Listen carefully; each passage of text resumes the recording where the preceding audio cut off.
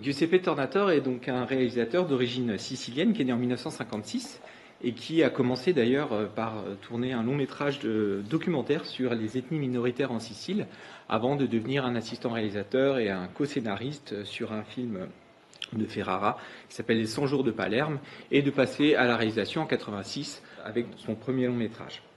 C'est un film qui surtout passe assez inaperçu.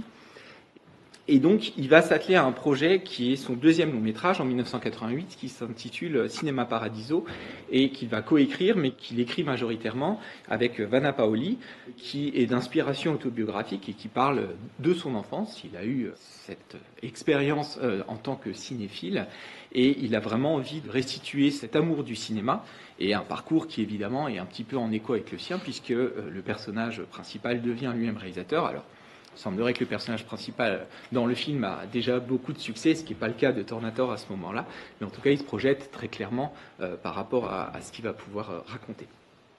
Pour le casting, il pense assez vite à Marcello Mastroianni, un plus grand acteur italien depuis des décennies, qui n'est pas disponible, mais il aura l'occasion de le retrouver, puisque pour son troisième film, il tournera avec lui Ils vont tous bien, qui est un film dans lequel Mastroianni a un rôle extrêmement important. Et ses producteurs l'aiguillent vers un casting un petit peu plus international, européen, de manière à ce qu'on puisse toucher un public plus large.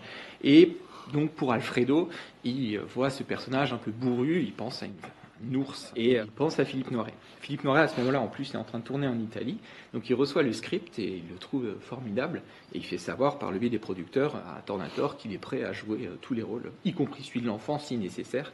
Il tient vraiment à faire le film. Pour l'enfant, d'ailleurs, on va être dans un casting un peu plus sauvage. On va aller caster dans les 5 ou 6 écoles environnantes de la petite ville, donc, qui est la ville natale, Bagheria, de Tornatore. Et donc, ils vont ramener 400 photos des enfants en âge de jouer le personnage de Toto. Et il y a une quarantaine qui sont présélectionnés et Tornatore n'est pas convaincu et il va revoir un petit peu les photos qui ont été laissées de côté. Et il y a un visage qui l'interpelle un petit peu et qu'en fait on ne peut pas vraiment voir parce qu'il est occulté par des grandes lunettes, la photo n'est pas de très bonne qualité. Et il demande à ce qu'on refotographie cet enfant qui sera donc l'un des finalistes qui s'appelle Salvatore, en plus Caschio, et qui va leur expliquer que son surnom c'est aussi Toto et qui le jour de l'audition a appris en fait absolument toute l'étendue de la page qu'il a. Il apprend intérieur jour, les didascalies, toutes les colonnes qui sont des indications techniques, et il leur avoue qu'il n'est jamais rentré dans une salle de cinéma. Il ne sait pas exactement ce que c'est pour juste une grande télévision, et il a donc à peu près tout à apprendre de l'histoire, évidemment, qui est largement avant sa propre génération. Pour la rencontre avec Philippe Noiret, ça va être un moment assez intéressant au niveau du tournage parce que c'est un gamin qui en réalité, s'il a appris pour l'audition, n'apprendra quasiment plus jamais son texte. En réalité, Tornatore lui donne des indications, lui dit de quoi ça va parler et il va y avoir une alchimie qui va se faire. Philippe Noiret a beaucoup de plaisir à tourner avec lui, même si c'est un tournage qui n'est pas évident parce que Tornatore est très exigeant et dans ses mémoires, Noiret explique qu'il a bien conscience que lui, qui est un héritage de la petite bourgeoisie du Nord, jouer un paysan artisan sicilien des années 50, c'est pas exactement dans ses gènes, et donc il va avoir beaucoup d'indications de la part du réalisateur pour pouvoir incarner ce personnage.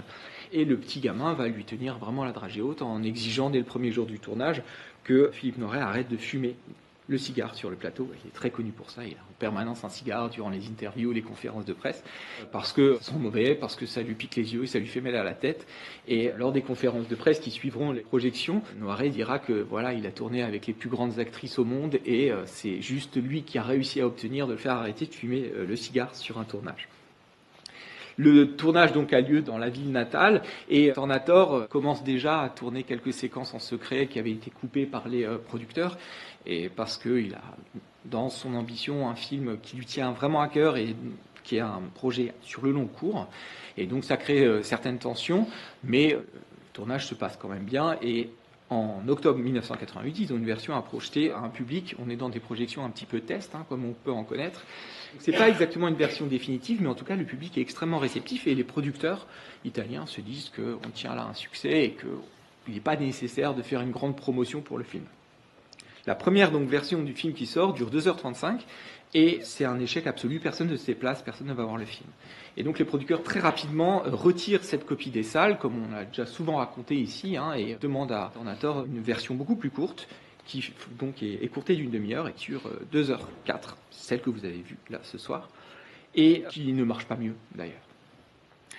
Le Festival de Berlin sélectionne le film et par voie de presse, le directeur à qui on demande un petit peu de s'exprimer sur la sélection évoque à un moment le film Cinéma Paradiso en disant que c'est une petite série B de second étage. Il a vu que 10 minutes, mais par diplomatie pour l'Italie, qui n'a pas grand-chose à proposer, il a décidé tout de même de le présenter. Ce qui évidemment va être profondément humiliant pour Tornator qui demande à ce que le film soit retiré. Et Gilles Jacob, à l'époque, le sélectionneur du Festival de Cannes, entend cette histoire et demande à voir le film et le sélectionne. Donc le film est présenté au Festival de Cannes et Tornator est extrêmement inquiet de savoir la réception qu'il va avoir parce que c'est vraiment une seconde chance qu'on va offrir au film. Et le film est projeté le dernier jour du festival, le dimanche. Et Tornator a pris son billet de train pour rentrer en Italie directement après la projection, de peur des conséquences. Et la projection de presse se passe extrêmement bien. La conférence de presse aussi est un très grand moment, notamment avec cette petite star qui va attendrir absolument tout le monde. Et la projection de gala est un véritable triomphe et il y a vraiment une sensation qui se crée et il sera présent au palmarès avec un prix spécial attribué à Tornator. Donc c'est un vrai succès critique et qui pour le coup va relancer la carrière du film. Le film est un succès et une douzaine d'années plus tard, Tornator, au moment de la restauration du film, va proposer la version que lui a toujours voulu et qui pour le coup dure 2h53, donc on a près de 50 minutes supplémentaires qui vont être ajoutées, dont je vous parlerai un petit peu plus tard, mais qui crée vraiment un film assez différent et dans lequel on aura d'autres pistes. Et pour être parfaitement honnête, c'est une version qui n'a pas la qualité de celle-là, mais qui donne pas mal d'indices sur les intentions de Tornator par rapport à ce projet-là. Alors, la première chose qu'on peut évoquer, évidemment, dans ce film, qui est une grande déclaration d'amour au cinéma, c'est la manière dont elle est présentée. C'est un film historique qui revient sur quelques décennies du cinéma italien, et à partir de l'après-guerre jusqu'aux années 80 à peu près. Et la première approche qu'on nous en donne, c'est celle d'un cinéma qu'on va censurer. Dans la première séquence, on voit cette scène assez comique dans laquelle le prêtre coupe tous ces passages qu'on juge licencieux. Et c'est assez intéressant de voir qu'on a une véritable passation qui est faite durant toute la première séquence entre la religion et un nouveau divertissement, une nouvelle mythologie, une nouvelle façon de raconter des histoires qui va être le cinéma. Si vous regardez le thème de la lumière du projecteur, arrive assez tôt dans les séquences du film. Et d'abord, ce sont les éclairs qui éclairent Salvatore adulte. Et le premier faisceau lumineux qu'on a quand le souvenir commence à émerger est une fausse piste. On s'attend vraiment à ce que ce faisceau lumineux soit celui d'un projecteur. En réalité, c'est celui qui est dans l'église et qui éclaire ce jeune enfant de chœur qui n'est absolument pas dans l'ambiance puisqu'il dort et il rêve probablement au film qu'il ne cesse d'aller voir. Et à partir de là, on va avoir une transition très intéressante puisque le prêtre va passer d'un lieu saint à un autre, à une autre église désacralisée qui, pour le coup, est la salle de cinéma. Et le lien est fait avec cette Vierge qui est dans un placard, et ensuite cette Vierge qu'on va retrouver plusieurs fois dans le film, et que les gens se signent avant de rentrer dans ce temple, et on va passer du sacré au profane, d'une certaine façon. Et toute cette transition-là va vous donner l'idée aussi de ce qui est en train d'évoluer dans les mœurs de la société italienne de l'époque, avec une lutte quand même, évidemment, de la part de l'Église pour garder la main mise sur ce qui va être proposé aux fidèles. Mais les transitions qui sont faites, vous avez cette cloche, la cloche que devrait justement sonner le petit enfant de chœur, la cloche de la censure, et qui donne dans la séquence d'ouverture un raccord sur les cloches du clocher et un très joli plan dans lequel le champ s'élargit progressivement, quitte l'étroitesse d'une certaine façon de l'église pour aller vers la place du village et montrer justement cet autre édifice qui est le Cinéma Paradiso, avec en plus ce nom Paradiso qui évoque aussi bien entendu le vocabulaire chrétien. Donc cette transition-là, elle vous montre un interdit aussi qui est lié à ce divertissement. La manière dont justement ce cinéma propose, avec une certaine audace, un certain érotisme, des histoires d'amour qui évidemment n'ont pas lieu dans les églises. Et à partir de ce moment-là, on va vous montrer comment le jeune Toto est une sorte de clandestin qui va investir ces lieux toujours en bravant l'interdit. Il y a de très nombreuses scènes où on voit comment il est chassé, on lui met les pieds aux fesses, on l'agrippe et on voit cette espèce d'être totalement libre qui passe son temps à intégrer cet endroit et qui va forcer pour pouvoir y être. Il vole l'argent des courses de sa mère, il va voler des morceaux de pellicule et c'est toujours par quelque chose qui est hors la loi, qu'il arrive à accéder à cet endroit-là. Et c'est quelque chose qu'on généralise après, puisqu'on parle des resquilleurs, ceux qui sont à l'extérieur et qui veulent voir les films, ceux qui viennent en barque aussi essayer de voir des morceaux du cinéma en plein air. Et on joue toujours sur cette idée que la société et toute la population combat pour avoir accès à ce divertissement.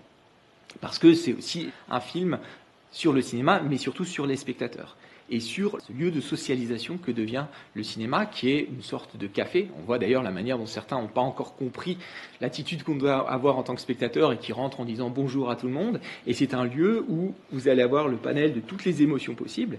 On a de très nombreuses séquences de sommaires durant lesquelles on voit justement les extraits et l'effet qu'ils ont sur les spectateurs.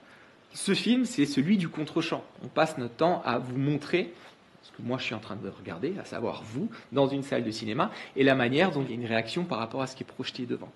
Et on va avoir donc toutes les émotions possibles, et aussi un miroir tendu au spectateur, et c'est ça aussi que creuse beaucoup Tornator, dans la manière dont il montre la hiérarchie sociale entre ceux qui sont en haut, ceux qui sont en bas, et des personnages récurrents qui vont composer une sorte de panel social.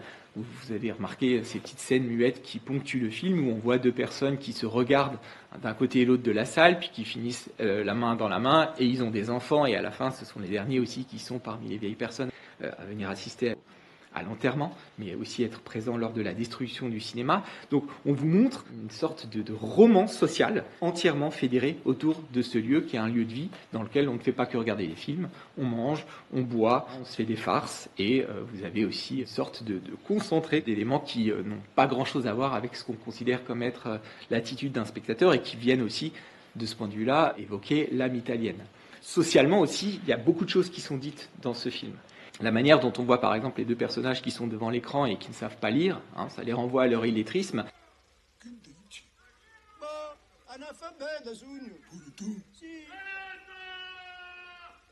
Mais c'est particulièrement intéressant parce que là, on parle d'un film, justement, le film de Visconti, La Terre tremble, qui évoque l'exploitation par certains riches propriétaires de la main-d'œuvre, en l'occurrence les pêcheurs dans ce film, et qui renvoie directement à la condition miséreuse de cette population qui regarde les films. Et ces éléments-là se retrouvent dans un certain nombre de séquences et elles infusent aussi la mise en scène de Tornator. L'idée de regarder ce contre-champ, de regarder des gens qui, dans la misère, trouvent une forme de soulagement par rapport à ces divertissements, c'est l'objet d'un autre film qu'il a réalisé quelques années après, qui est un très beau film qui est passé complètement inaperçu, qui s'appelle Le Marchand de rêve, et qui pour le coup aborde d'une manière un petit peu plus amère la question du rêve que peut générer le cinéma. C'est l'histoire d'un homme qui passe de ville en ville exactement à la même époque, dans les mêmes paysages de Sicile, et qui propose aux gens de faire des auditions pour le cinéma, pour devenir les futures stars. Et donc il leur fait faire des essais, réciter des extraits d'Autant n'emporte le vent, etc., moyennant finance, puisqu'il faut développer la pellicule et l'envoyer. Et en fait, c'est une arnaque, puisqu'il ne filme pas ces gens, mais Tornator passe tout le film à montrer ce que ces gens ont à dire et quels sont leurs rêves. C'est un très beau film sur l'illusion, mais sur aussi la parole qu'il donne à ces gens. C'est quelque chose qu'on a aussi dans ce film-là. Et la mise en scène de ces passages-là va être une mise en scène qui travaille toujours la question de la fluidité des échanges. On a de très beaux mouvements de grue, assez ouvragés, et qui deviendront vraiment la patte de Tornator dans tous ces films à venir, où on travaille les mouvements qui se jouent entre l'œuvre d'art et ceux qui la reçoivent. Autre film dans lequel il va beaucoup travailler cette question du mouvement, qui est un très beau film que je vous conseille, qui est La légende du pianiste sur l'océan, dans lequel, cette fois, c'est plus le cinéma, mais c'est la musique, l'histoire d'un homme qui est toute sa vie sur le même bateau et qui joue du piano pour les troisièmes classes comme pour les premières, et le mouvement, là aussi, va se restituer dans la manière dont il joue, la caméra qui court sur le clavier et va vers ceux qui écoutent cette musique extraordinaire. Donc on est exactement dans la même idée. Parce que là aussi, cette question du peuple qui regarde le cinéma va aussi initier un cinéma profondément populaire. Et ça, c'est vraiment assumé par Tornator. On est face à une œuvre qui, pour le coup, va convoquer toutes les émotions et tous les ressorts dramaturgiques qui sont ceux du cinéma populaire. C'est un film nostalgique et c'est un film qui emprunte à tout ce que peut être la comédie italienne. Vous allez retrouver des personnages qui sont des fonctions, le curé, le propriétaire. Vous allez avoir des moments extrêmement farcesques, des personnages qui sont caricaturaux et tout ce folklore italien et sicilien qui va être vraiment convoqué. Et de la même façon, on joue avec une musique, la musique d'Ennio Morricone, qui est extrêmement importante, extrêmement redondante, très mélodramatique et qui vient ajouter justement à cette carte postale nostalgique. Et de ce point de vue-là, Tornator assume parfaitement l'idée d'être dans un film qui peut être tire-larme et qui peut convoquer absolument toutes les thématiques qu'on a dans les films émouvants. Vous avez l'enfance, vous avez l'adolescence, vous avez l'orphelin de père, vous avez l'histoire d'amour impossible, les classes sociales, la nostalgie, le temps qui passe. Toutes les cases sont cochées. Et ça, c'est bien entendu de la part de Tornator une volonté aussi d'aller convoquer tous ces éléments qui ont provoqué les émotions des spectateurs à l'intérieur du film pour pouvoir les restituer à ceux qui regardent le film lorsqu'il sort en 1988. Il faut aussi noter que Ennio Morricone a fait la majeure partie des bandes originales des films de Tornator, et le dernier film en date de Tornator, qui date de 2022, c'est Ennio, c'est un documentaire assez magistral sur Ennio Morricone, avec lequel il s'est entretenu quelques mois avant sa mort, et qui restitue absolument toute sa carrière prestigieuse. C'est un film vraiment très intéressant. Le film convoque cette lecture de la manière dont les gens regardent les films et la manière dont le cinéma va avoir une influence sur leur vision du monde. Et c'est aussi cet élément qui va être intéressant, puisque non seulement on vous montre ce qu'ils regardent, mais on vous montre aussi la manière dont le cinéma va prendre une place de plus en plus importante et va sortir de la salle. À plusieurs reprises, on joue sur cette cabine étroite et la façon dont, progressivement, elle va envahir l'espace. C'est d'abord Toto qui prend ses petits morceaux de pellicule et qui les ramène dans son foyer, comme s'il annonçait un petit peu ce que deviendra la télévision. Il se fait son propre film à lui. Et ensuite, vous avez cette très belle séquence durant laquelle il va déplacer la projection sur la place du village pour la donner au plus grand nombre. Et on voit là Alfredo qui a cette fameuse satisfaction lorsqu'il se sent ému parce qu'il apporte du réconfort aux gens et il a le sentiment d'avoir une mission à jouer dans la vie municipale. Et on le voit aussi lorsqu'on a le cinéma en plein air et la manière dont ça fédère absolument tout le monde. Ce cinéma qui va créer une sorte de porosité, on le voit à travers Alfredo qui passe son temps à citer des répliques de films qui deviennent des aphorismes qui lui permettent d'avoir une certaine forme de sagesse, celle qu'il se désespère de ne pas véritablement avoir du fait de son éducation, et aussi des échos un peu comiques. Le personnage du prêtre est un personnage éminemment comique, c'est un clown. De la même façon, vous avez la projection du Scarface de Hawks qui donne l'occasion aux parrains locaux de régler leur conflit en faisant couvrir les bruits de coups de feu à l'écran par ceux à l'intérieur de la salle dans une dimension extrêmement comique.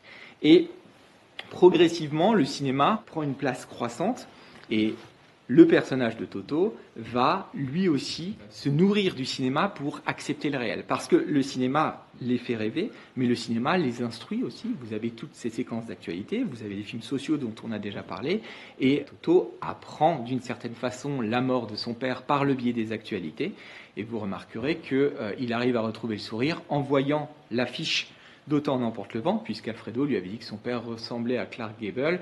Il a cette espèce de consolation de se dire qu'il pourra toujours le voir au moins dans le domaine de la fiction.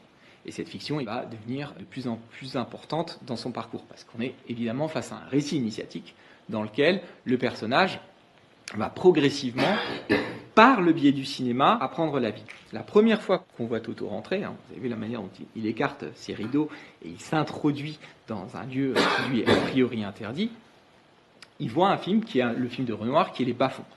Et la version italienne, et on voit le titre à plusieurs reprises, c'est Verso la vita, c'est-à-dire vers la vie. Et c'est vraiment le pas que fait le personnage de Toto vers sa propre destinée, ce sera celle du cinéma.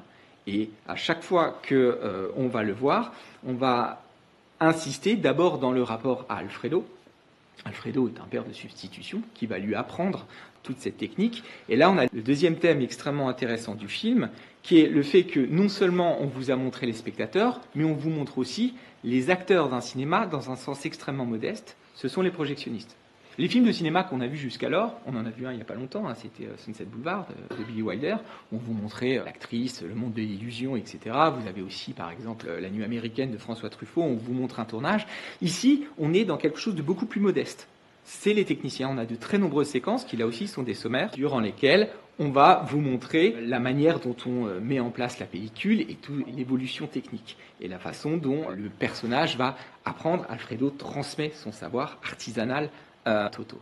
Et cet apprentissage va dans l'autre sens aussi, puisque lors du certificat d'études, on voit Alfredo qui prend conscience de l'intelligence de Toto, raison pour laquelle il le poussera à quitter cette petite ville, et qui donne aussi l'occasion à Tornator, qui convoquait toute la grammaire du cinéma, de vous offrir une très belle séquence de cinéma muet, lorsqu'ils sont ensemble et qu'ils se regardent par un jeu vraiment de mimique, typique aussi de la comédie italienne, pour faire leur petit marchandage, pour qu'ils puissent l'aider à réussir son certificat d'études en échange du retour de Toto dans la cabine de projection. Cette modestie, on va la retrouver dans un motif très intéressant qui est celui de la lucarne. Vous avez bien entendu le grand écran, mais aussi cette lucarne du projectionniste qui va progressivement être habitée par différentes personnes. Vous avez d'abord des visages en gros plan. C'est d'ailleurs au départ, avant qu'on rentre dans la collectivité, vous avez 3 visages, celui de Toto, du curé et d'Alfredo. Et ensuite, on va élargir le champ pour faire rentrer la ville entière dans la salle.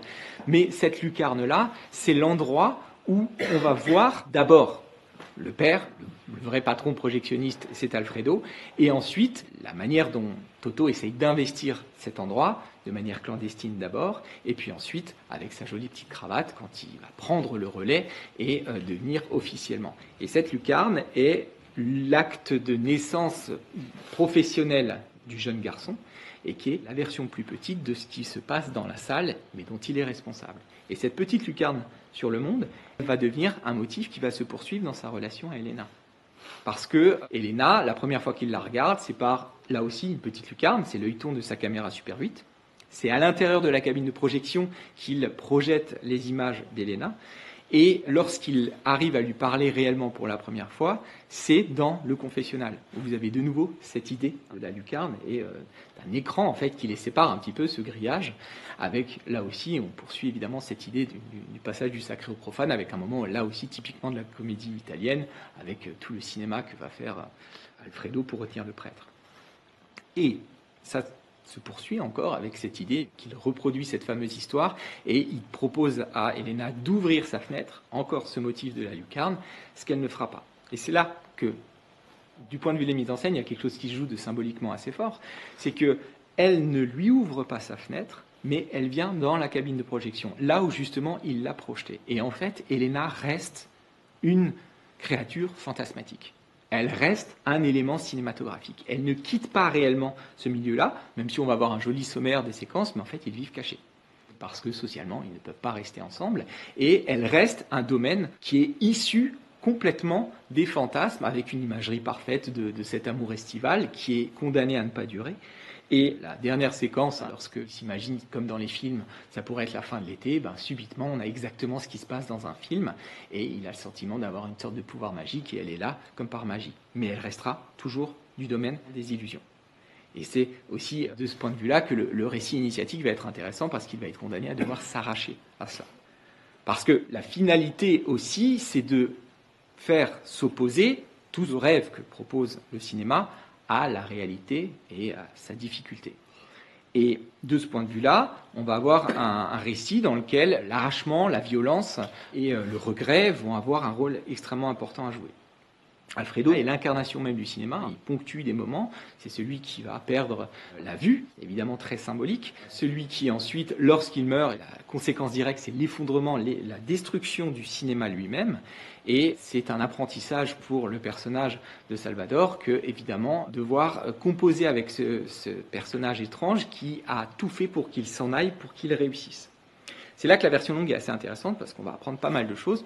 Le fameux rendez-vous qu'il a, où il doit voir une dernière fois Elena, eh bien dans la version longue, on apprend qu'en fait, Elena est venue en l'absence de Salvador, et Alfredo n'a pas dit à Salvador qu'elle était venue, et surtout, il convainc Elena de laisser partir Salvador, et que cette histoire est impossible. Donc il a œuvré aussi contre l'histoire d'amour de Salvador et Elena, en jugeant qu'elle allait le condamner à rester dans cet endroit-là. Donc ça, c'est un élément, évidemment, qui vient complexifier un petit peu le personnage et qui ajoute à cette idée de quelqu'un qui veut à tout prix, et c'est le rôle du père, qu'il aille au-delà de sa propre condition à lui. Mais ça a aussi des conséquences sur le destin de Salvador lui-même.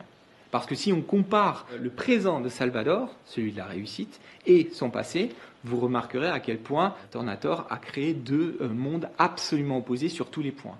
La Sicile de l'enfance, c'est le plein jour, le soleil, la foule, la misère, la cordialité et une très grande complicité. Le présent, c'est Rome, de nuit, des couleurs extrêmement froides, la richesse, l'opulence, mais un appartement très grand, très vide, des femmes qui se succèdent mais qui n'a pas l'air de connaître plus que ça, et quelque chose qui lui manque. Donc on ne cesse de travailler tout ce qu'il a perdu pour réussir. Et ce travail de deuil va avoir des conséquences sur la façon dont, lorsqu'il revient, il va devoir faire un état des lieux de ce qu'il a perdu. Et bien entendu, tout ce qu'il perd est à mettre en relation avec une histoire du cinéma italien.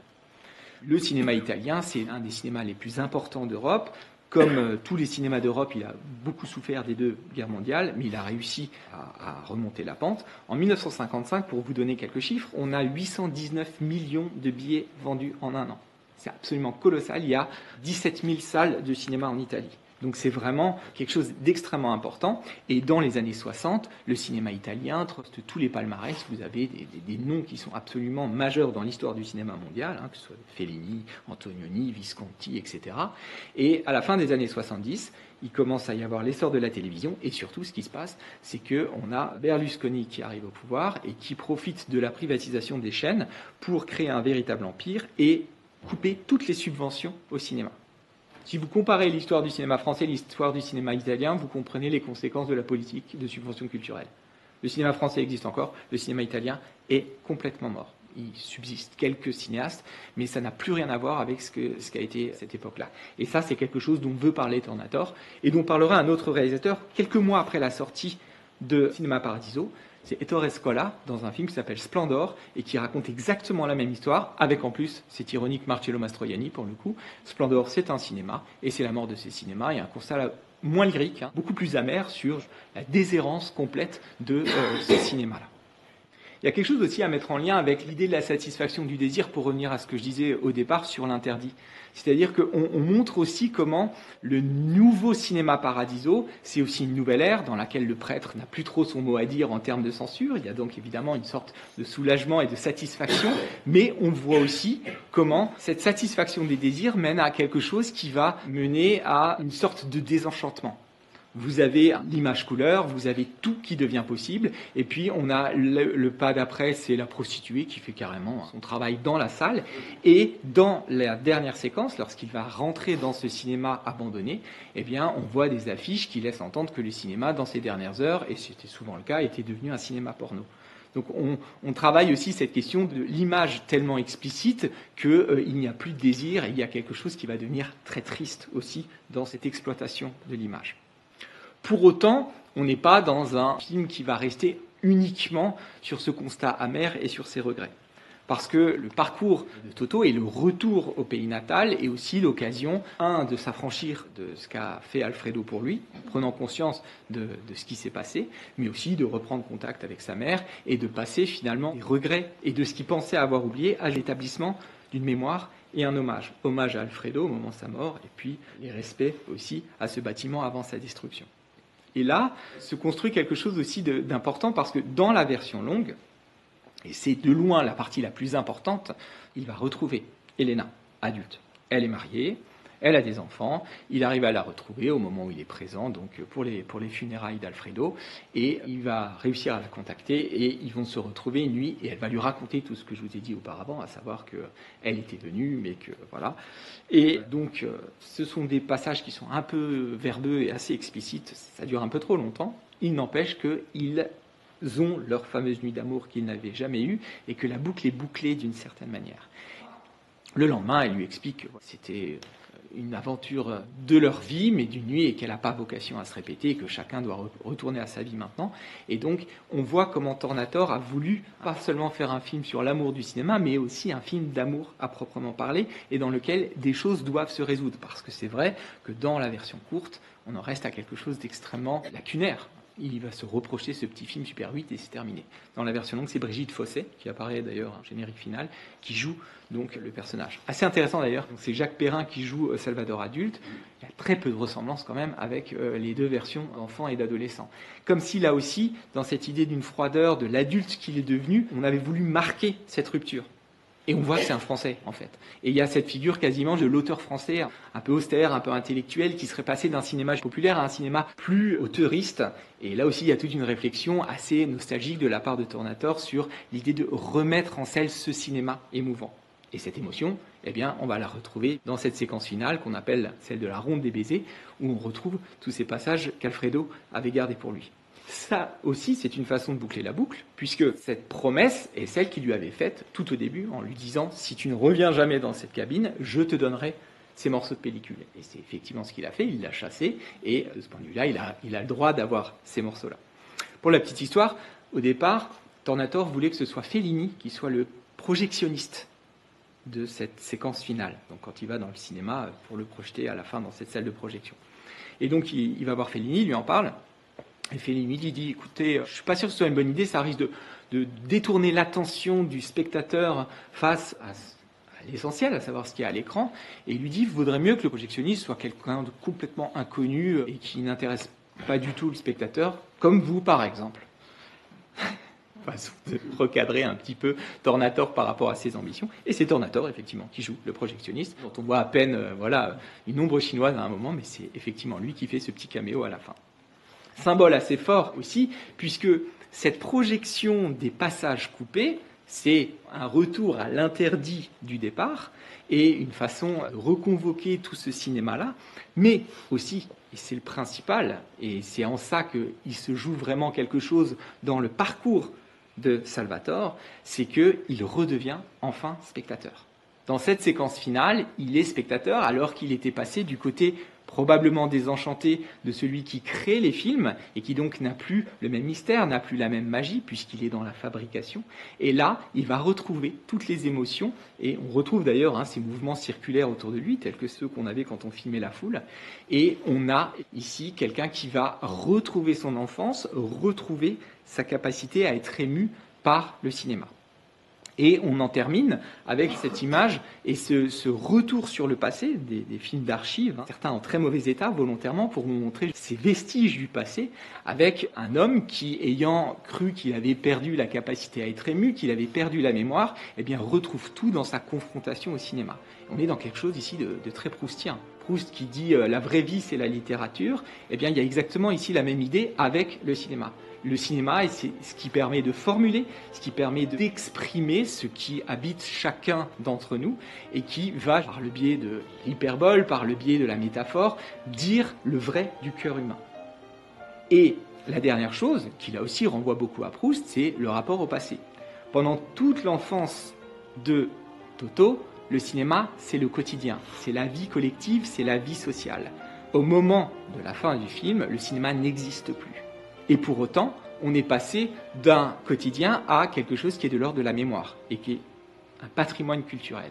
Et cette idée qu'on a la capacité à s'émouvoir exactement de la même manière en revoyant un film du passé qui a une capacité en réalité immortelle à nous parler et à nous émouvoir, eh bien, c'est le message de Giuseppe Tornator et c'est exactement ce qu'on fait ici au Ciné Club à longueur d'année. Et c'est la raison pour laquelle je voulais que pour cette 100e projection, on puisse voir ce film.